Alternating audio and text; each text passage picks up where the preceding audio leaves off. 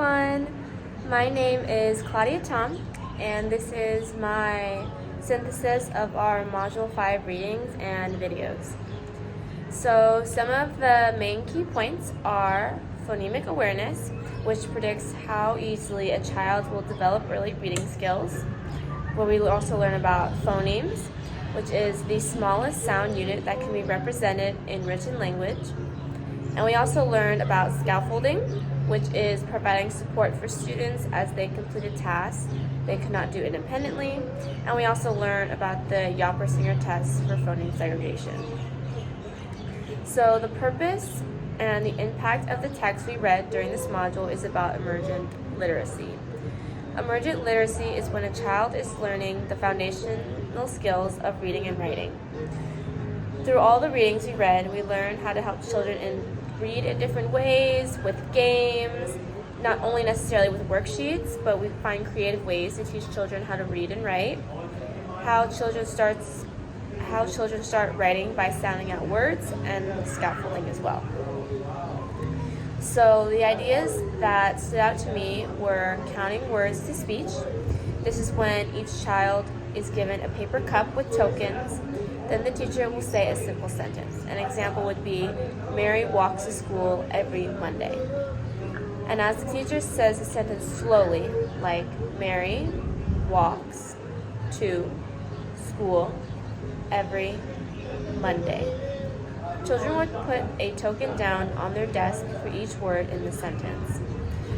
The teacher says the sentence again, and the child will point to each token as the teacher says each word in the sentence.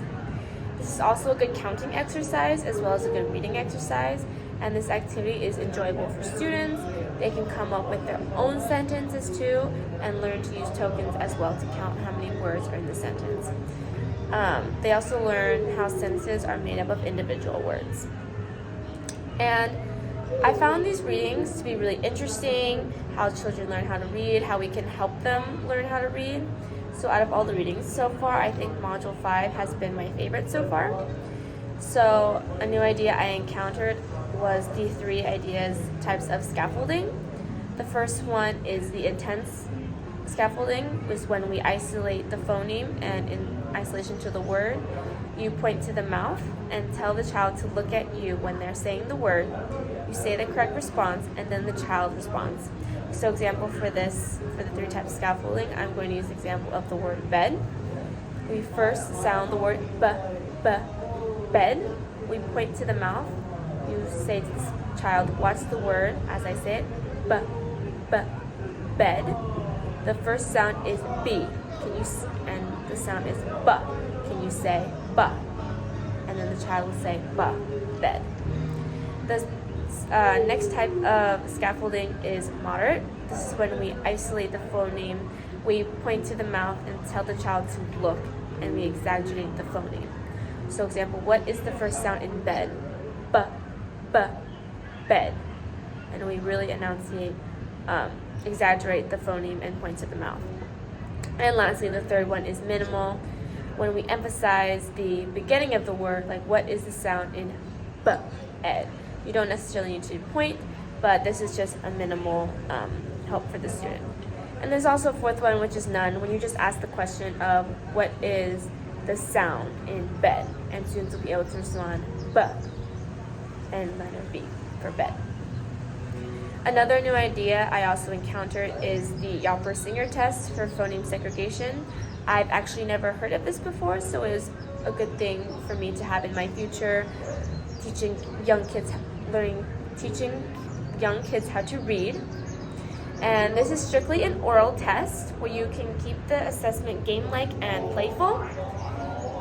The test administrator or the teacher models the student what he or she needs to do when saying the words. So for this, I'm going to use an example of the word cat. K-at.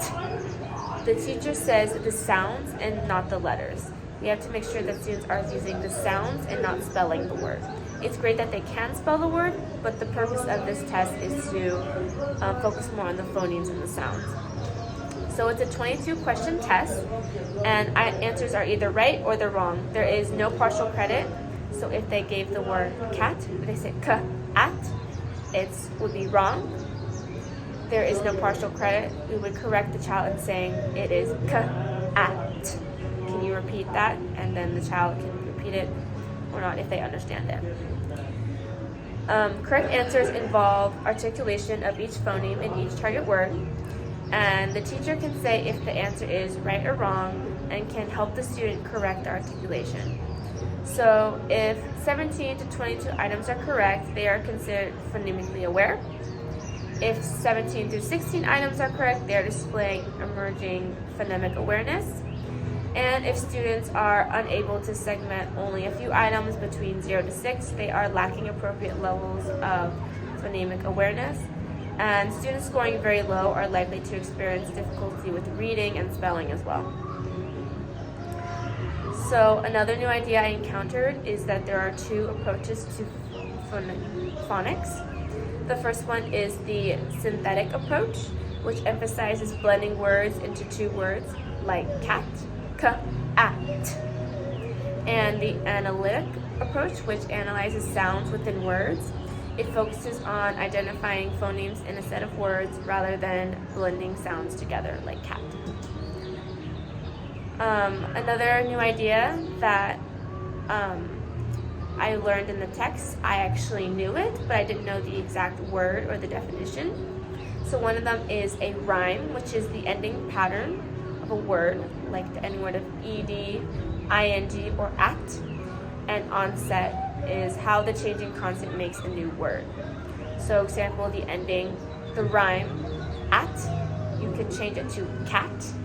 The k is the constant making a new word cat, or hat, sat, fat.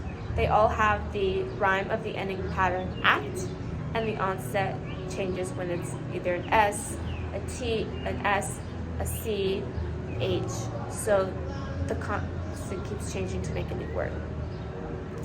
So, did the text point the point of the text confirm my background knowledge? So saying the exaggerate word of ilk in order to know the first sound and what letter comes next. So I did know this background knowledge because when you exaggerate ilk, kids will be like, will know this letter and the sound is milk, so they'll know M. So that is something I did have in my background knowledge that I didn't know of. So the topics I knew prior to this reading is clapping syllables, like k, at. Something that also could be useful is doing a child's own name. My name is Claudia, so I could do k, la, di, That's 4 sounds. K, la, di, So I have 4 syllables in my name. Another topic I knew prior to the reading is sound boxes. I learned them as Elkin boxes in my reading and writing class that I learned at Fresno State, where there are 4 boxes. Using the word cat again, they slide an object, whether it's like M&M or like a plastic circle, into the boxes. So they go k, at, cat. Another thing I knew prior to the reading is tongue twisters, like Peter picked a peck of pickled peppers. And letter recognition. I actually got to observe a kindergarten classroom, where they were learning their letters. And something really cool that they did is they used clay to make letters. So I was with a kid named Atlas, and he used the clay to make the letter A and said, Atlas. That's the beginning letter of my name. So he recognized the letter A in his own name for Atlas. And he can use it to spell names, and he eventually learned to spell his name. This text, finding little words into bigger words, this text challenged the assumption I had because I found this to be confusing. The example they used in the text was the word kitten, and trying to figure out what the word meant when they broke it down. It seemed confusing and challenged my assumptions, even if the child does not know what the word meant. I don't necessarily, it kind of challenged my assumptions because I don't think breaking it down may not help them with the word. It may, so it did challenge my assumptions with that. Also, studies show that children actually read before they can write. Challenge my assumptions. I found this to be very interesting because I thought it was the opposite, where students, if they could read, students would be able to write. And lastly, these texts help me better understand the topic by, for younger children, listening for sounding words, recognizing letter and sound connections, and rhyming can be fun, and such language play can be helpful to developing readers. But along with such play should be reading real situations, handling books, choosing books, listening to stories being read, talking about stories, and noticing print every day, like environmental print, which is everyday print around us. And phonetic awareness is best developed naturally rather than through worksheets and drills. Kids will just enjoy it more, and it's easier for them to figure out rather than using a worksheet and drills, and it can be boring for them. Thank you for watching my synthesis of the Module 5 readings.